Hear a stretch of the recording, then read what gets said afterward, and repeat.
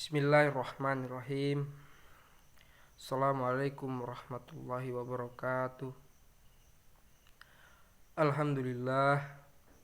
Alhamdulillahillazi halaqal insana fi ahsani taqwim. Asyhadu an la ilaha illallahul malikul haqqul mubin. Wa asyhadu anna Muhammadan abduhu wa rasuluhu arsalahu rahmatan lil alamin. Allahumma salli wa sallim wa barik ala sayyidina Muhammad wa ala alihi wa ashabihi ajma'in, amma ba'd. Hadirin dan hadirat yang insyaallah dirahmati oleh Allah Subhanahu wa taala. Pada kesempatan kali ini saya ingin menyampaikan sebuah kultum yang berjudul kematian. Yang kita tahu di mana sebagian besar orang menganggap kematian adalah akhir dari suatu kehidupan. Tetapi dalam Al-Quran Allah Subhanahu wa taala menyebutkan kematian adalah awal dari kehidupan yang bersifat kekal dan abadi. Hal pertama yang harus kita ketahui bahwa siapapun serta pangkat apapun yang dimilikinya tidak akan bisa lepas dari yang namanya kematian. Dimanapun ia berada, ia tidak akan bisa lari dan bersembunyi dari yang namanya kematian. Serta kita tidak tahu kapan kematian itu akan datang.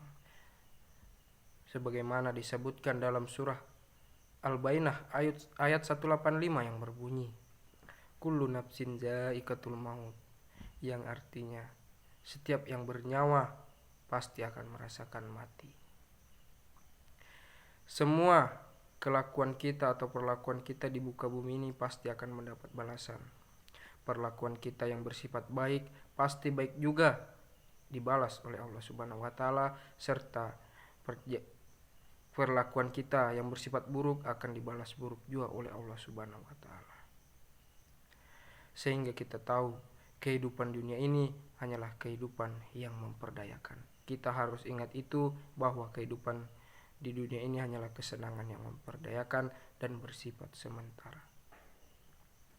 Kita sebagai umat muslim harusnya lebih sering-sering mengingat tentang kematian. Sebab ada banyak hal yang dapat kita petik dalam mengingat kematian. Misalnya, setelah kita mengingat kematian, kita pasti lebih takut untuk berbuat keburukan maupun berbuat buruk dengan diri sendiri maupun dengan orang lain. Dan juga setelah kita mengingat kematian, kita akan tahu kehidupan dunia ini hanyalah kehidupan yang memperdayakan. Karena kematian datangnya tanpa diduga, kita harus selalu mempersiapkan diri untuk kehidupan nantinya. Kita tidak akan tahu kapan dan di mana kematian itu akan datang. Kita hanya bisa berusaha untuk mengumpulkan bekal yang sebanyak-banyaknya. Ada 5 hal penyesalan yang dialami oleh orang meninggal menurut Abdul Somad. Yang pertama, orang yang menyesal karena tidak melakukan sedekah.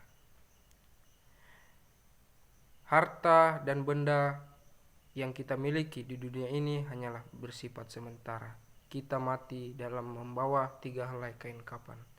Harta tersebut tidak dapat membantu kita di hari kemudian. Yang kedua, tidak menegakkan sholat walaupun sakit, walaupun sehat. Orang yang masuk rumah sakit di ruang ICU pasti akan menyesal karena pas saat azan sewaktu di rumah sakit tidak bisa melaksanakan sholat. Dan yang ketiga, memutus tali silaturahmi. Rasulullah SAW menjelaskan, tidak akan masuk surga orang yang memutus tali silaturahmi. Yang keempat, mendengarkan kebaikan. Mendengarkan kebaikan yang dimaksud di sini ialah tidak mau mendengarkan nasihat dari orang lain. Banyak orang di luar sana yang belum berada di jalan Allah dan tidak mau mendengar nasihat dari orang lain maupun ceramah-ceramah. Yang kelima, berdakwah.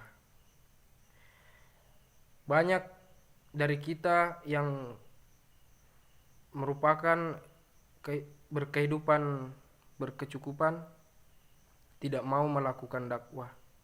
Seperti contohnya orang-orang yang sukses ataupun pejabat-pejabat. Contoh dari dakwah dari pejabat ini, contoh kecil hanyalah pergi ke masjid melakukan pakaian dinas. Itulah 5 penjelasan penyesalan yang dialami oleh orang meninggal menurut Abdul Somad. Dalam hadis Imam Bukhari menyebutkan Rasulullah pernah mengajak sahabatnya untuk mempersiapkan yang namanya kematian. Sahabat dan Rasulullah melihat sekelompok orang yang menggali kuburnya sendiri. Maka Rasulullah SAW bersabda, dari hari inilah kalian harus mempersiapkannya. Maksudnya dari hari inilah kalian harus mempersiapkan kematianmu. Maka dari itu kita harus selalu siap siaga mempersiapkan apa yang harusnya kita persiapkan dalam menjalani hari kehidupan nantinya. Kita tidak tahu kapan kematian itu akan datang, dimanapun kita tidak akan pernah tahu. Waktu kita sukses atau tidak, kita tidak pernah tahu. Nah, maka dari itu harusnya kita selalu berserah diri kepada Allah, selalu berdoa untuk diberi kematian yang baik dan diridhoi oleh Allah Subhanahu wa taala. Demikian yang bisa saya sampaikan. Akhir kata, aqulu qauli hadza astaghfirullah li wa lakum wa lisairil muslimina wal muslimat wastaghfiruhu innahu huwal ghafurur rahim. Assalamualaikum warahmatullahi wabarakatuh.